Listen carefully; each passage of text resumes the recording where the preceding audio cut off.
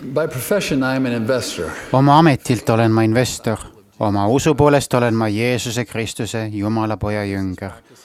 Oma äritehinguid tehes järgin ma mõistlikke finantspõhimõtteid.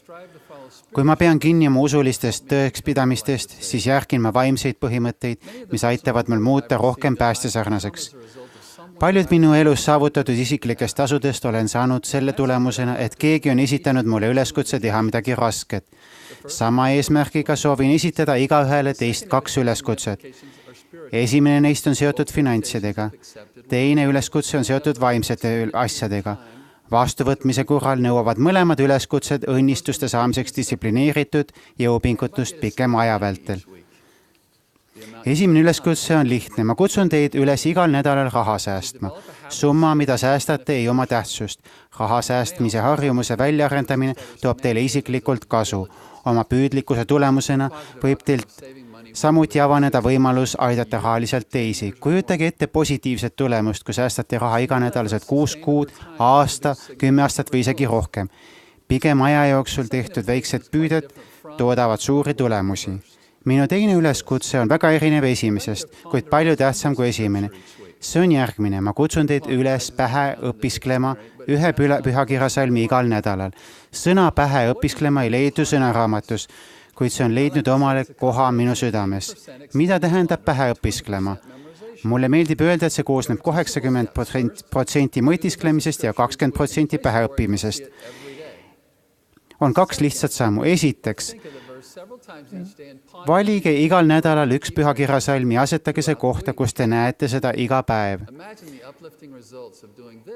Teiseks, lugege seda salmi või mõtelge sellele iga päev mitu korda ning mõtisklege selle sõnade ja võtmefraaside tähenduse üle nädala jooksul. Kujutage ette positiivset tulemust, kui teete seda iganädalaselt 6 kuud, aasta, 10 aastat või isegi rohkem. Seda tehes püüdes tunnete suuremat vaimsust. Võite samuti õpetada ja aidata neid, keda armastate tähendusrikkamatel viisidel.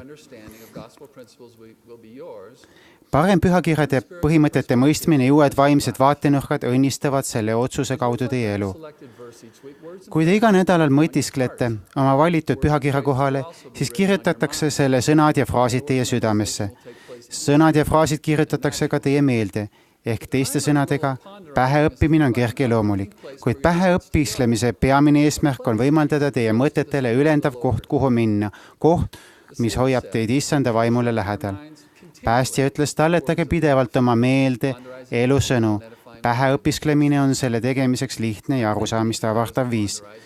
Minu arvates oli Nefi päheõppiskleja. Ta ütles, minu hing tunneb heameelt pühakirjadest ja mu süda mõtiskleb nende üle pidevalt ja kirjutab need oma lastele õppimiseks ja kasuks. Ta mõtles oma lastele, kui mõtiskles pühakirjade üle ning need kirja pani. Kuidas võib teie perekond kasu saada, kui te pidevalt püüdlete selle poole, et teie meel oleks täidetud Jumala sõnadega? Hiljuti õpisklesin pähe pühakirja koha Alma 5.16, seal seisab. Ma ütlen teile, kas te võite kujutada endale ette, et te kuulete sel päeval issanda häält teile ütlemas, tulge minu juurde, teie õnnistatud, sest vaata, teie teod on olnud õigemeelsuse teod maapinnal. Nädala lõpus oli minu meelde kirjutatud järgnev. Kujutage ette, kuidas issanda hääl ütleb, tulge minu juurde, teie õnnistatud, sest vaata, teie teod on olnud õigemeelsuse teod maapinnal. Nagu te näha võite, siis ei õppinud ma tervet salmi sõna-sõnalt pähe, kuid ma mõtisklesin palju salmi võtmeelementide ja selle üle, kust neid leida. Kuid kõige parem osa protsessist oli see, et minu meelel oli häid asju, millest mõtelda võrreldes tavapärasega. Nädala jooksul kujutasin ette, kuidas päästja ütles mulle julgustavaid sõnu. See meelekuva puudutas mu südant ja aitas mul soovida teha õigemeelsuse tegusid. See juhtub, kui me vaatame Kristuse poole igas oma mõttes. Võib-olla te küsite, miks ma peaksin seda tegema? Minu vastus on, et me elame ajal, mil kurjus levib järjest enam. Me ei saa hetkeolukorda lihtsalt heaks kiita ja leppida ebameeldivate sõnade kuulmise ja pattudest tulvil piltide vaatamisega ning teha vastu mitte midagi. Me peame vastu võitlema. Kui meie meel on täidetud meile ülendavate mõtete ja piltidega, kui me teda alati meeles peame, siis ei ole ruumi vääritutele mõtetele. Mormoni raamatus kutsub Jeesus Kristus kõiki üles mõtisklema selle üle, mida ta on öelnud. Võtke pähe õpisklemist kui oma isikliku ja perekondliku pühakirjade õppimise lisaosa, kuid ärge kunagi lubage sel olla nende asenduseks.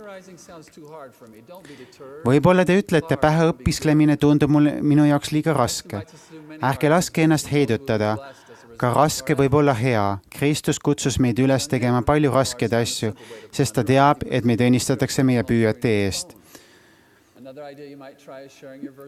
Üks minu noor naaber leidis pähe õpisklemiseks lihtsa viisi. Ta paneb oma iganädalase pühakirjasalmi oma telefoni avaekraanile. Teine mõte, mida võib proovida, on oma pühakirjasalmi jagamine õe või venna, lapse või sõbraga. Minu abikaasa Julie ja mina aitame teineteist. Me valime oma pühakirjasalmid välja igal pühapäeval. Tema asetab enda oma meie külmkapile, mina enda oma autosse. Seejärel jagame teineteisega mõtteid oma pühakirjasalmidest nädala jooksul. Samuti meeldib meil arutleda oma pühakirjasalmide üle meie lastega. Kui me oleme nii teinud, siis on ka nemad tundnud end mugavalt, et jagada meiega oma mõtteid Jumala sõna kohta. Julie ja mina kuuleme ka ühte veebipõhisesse rühma, kus pereliikmed, sõbrad ning missionärid võivad jagada oma iganädalasi pühakirjasalme ja mõnikord lisada oma mõtteid või jagada oma tunnistust. Julie ja mina oleme pähe õpisklenud iga nädal ühe salmi juba rohkem kui 3 aastat. Algselt seadsime 20-aastase eesmärgi. Hiljuti ütles ta mulle, kui sa esimest korda esitasid mulle üleskutse õpiskleda pähe üks pühakirjasalm iga nädal 20 aasta jooksul, mõtlesin ma, kas suudan seda ühe kuugi. Enam ei ole mul neid kõhklusi. Ma ei suuda uskuda, kui lõbus on olnud panna külmkapile iga nädal üks pühakirjasalm ja seda pähe õpiskleda iga kord, kui seda näen. See inspireerib mind. Teismelisest sõber kirjutas, mulle on pähe õpisklemine väga meeldinud, sest see on aidanud mul keskenduda asjadele, mis on tegelikkuses tähtsad. Üks meie missionäridest jagas järgnevat. Ma olen pähe õpisklenud ühe pühakirjasalmi iga nädal alates juunist 2014 ja ma armastan seda. Need pühakirjasalmid on muutunud nagu sõpradeks, kellele saan loota vajaduse hetkel. Mina isiklikult tunnen täielikult vaimu, kui õpisklen pühakirjasalme pähe iga nädal. Mõtelge sellele suurepärasele õnnistusele, mida jagas meiega Nefi. Mispärast? Kui te edasi pürgite toitudes rõõmuga Kristuse sõnast ning peate vastu lõpuni vaata, nõnda ütleb Isa, te saate igavese elu. Toitudes rõõmuga Kristuse sõnadest vaimus mõelduna on pähe õpisklemine nagu maitsvast toidust ühe ampsu võtmine ja seejärel selle väga aeglaselt mälumine, et seda täielikult nautida. Kas sa õpiskled pähe ühe pühakirjasalmi igal nädalal selle kuu lõpuni, aasta lõpuni, võib-olla isegi kauem?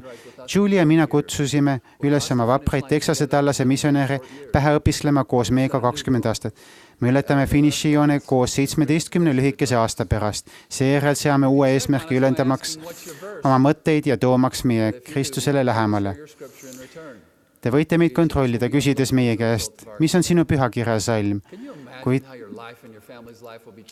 Kas te suudate ette kujutada, kuidas teie elu ja teie perekonnaelu muutub, kui te kirjutate ühe pühakirjasalmi oma südamesse ja meelde iga nädal järgmiste kuude või isegi aastate jooksul?